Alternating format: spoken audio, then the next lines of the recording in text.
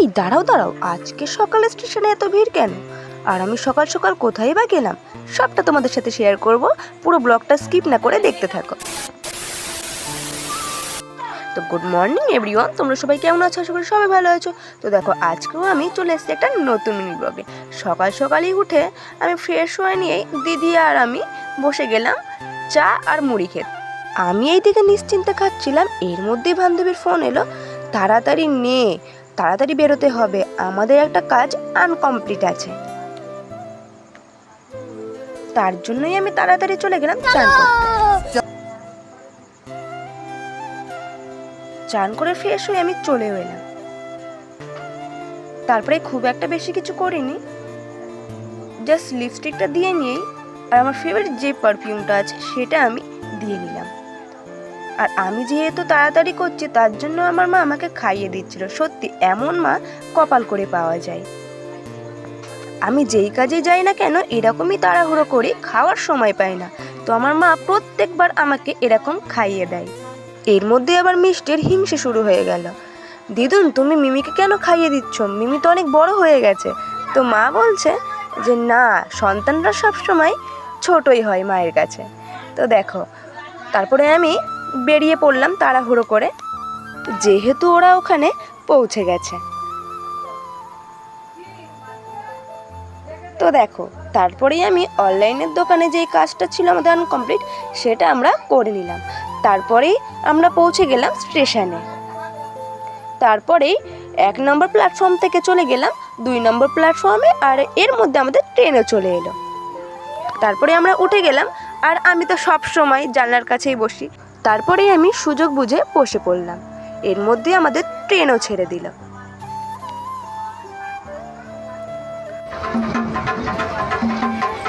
তারপরেই দেখি এই বাচ্চা মেয়েটি ট্রেনে এরকম নাচ করছে।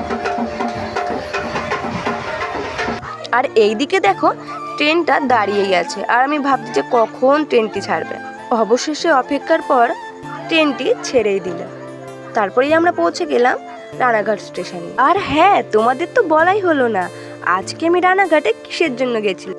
আজকে আমি গেছিলাম রানাঘাট কলেজে, যেহেতু আজকে আমাদের কলেজের ভেরিফিকেশন ছিল। অবশেষে অনেক দিন ওয়েট করার পর সেই দিনটা চলে এলো, আমরা ভর্তি হতে পারলাম।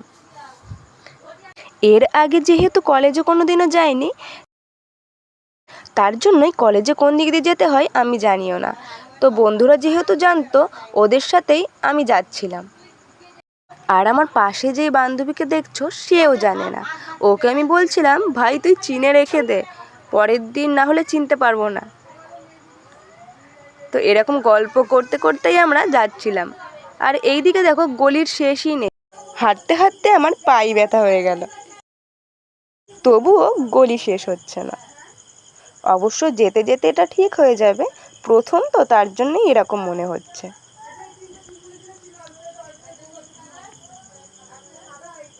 অবশেষে আমরা রানাঘাট কলেজে পৌঁছেই গেলাম। তারপরেও অনেকক্ষণ আমাদের বাইরে দাঁড়িয়ে থাকতে হয়েছিল, যেহেতু আমাদের ভেরিফিকেশন 12টা থেকে, আর আমরা পৌঁছে গেছিলাম 11:30টায়। আর এইদিকে দেখো, গেটও খুলে দিয়েছিল। তারপরেই আমরা কলেজের ভিতরেও সবাই মিলে ঢুকে গেলাম। আগে কখনো যেহেতু এখানে আসিনি, তো আমি কলেজটা ঠিকঠাক সামনে থেকে দেখিও নি, ফোনেও দেখিনি, বা কোনো দিদির সাথেও আগে আসিনি। তারপরে আমাদের সিনিয়র যে দাদা, সে বলল তোরা ওপরের ফ্লোরে চলে যা।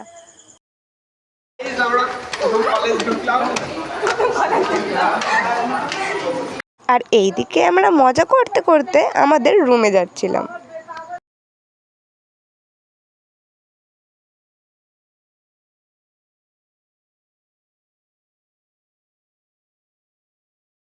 তারপরে একটা সিনিয়র দাদা আমাদের বলল, তোরা এই রুমে আপাতত বস, তোদেরকে আমি ডেকে নেব পরে। তো তারপরে আমাদের ক্লাসে যেই কজন ছিলাম আমরা মাঝি গ্রামে, সেই কয়জন এই রুমে বসলাম। তারপরেই আমি জানলাটা খুলে পুরো কলেজটা দেখছিলাম।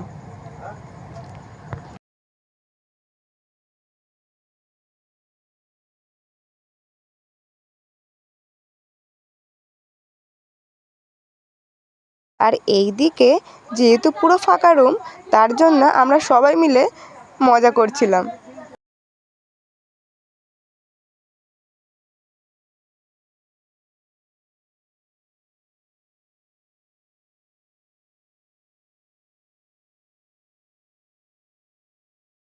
তারপরে এইদিকে আমরা আমাদের মতো ব্যস্ত, আর ইনি এইদিকে পেপার গোছাতে ব্যস্ত।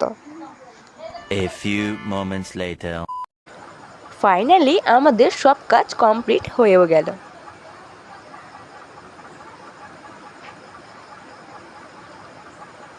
এবারেই যাব বাড়ি।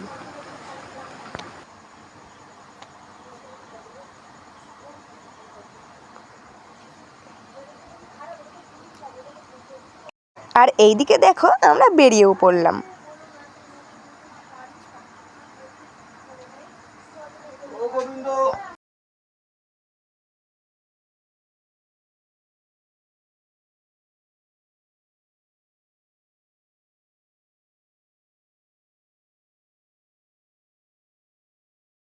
আর এইদিকে এত রোদ পড়েছে, আর আমাদের কাছে ছাতা রয়েছে একটা, তো আমরা 3জন মিলে এক ছাতা নিয়ে কাড়াকড়ি করছিলাম।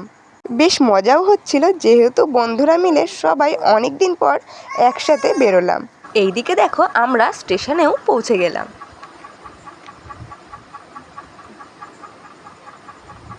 আর এত রোদ পড়েছে, তারপরে আমি বাধ্য হয়ে ওড়নাটাই মাথায় দিয়ে নিলাম।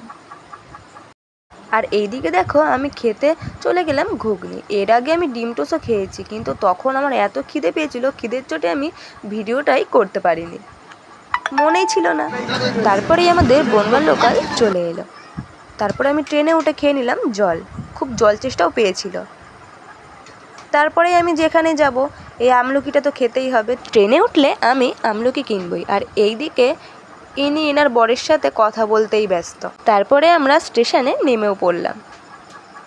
আর এইদিকে দেখো আমাদের স্কুলে দুর্গা ঠাকুর বানানো শুরু করে দিয়েছে, দেখেই তো মনটা খুব খুশি খুশি লাগছে, সামনেই দুর্গা পুজো। তারপরে দেখো আমি চলে এলাম বাড়িতে। আর এইদিকে আমি ফ্রেশও হয়ে গেলাম। তারপরে শরীরটা না খুব ভালো লাগছে, যেহেতু কোথাও খুব একটা বেরোয় না, তার জন্যই কোথাও বেরোলেই এরকম ক্লান্তি লাগে। তারপরে বাবা আর আমি বসে পড়েছিলাম খেতে। চলো টাটা।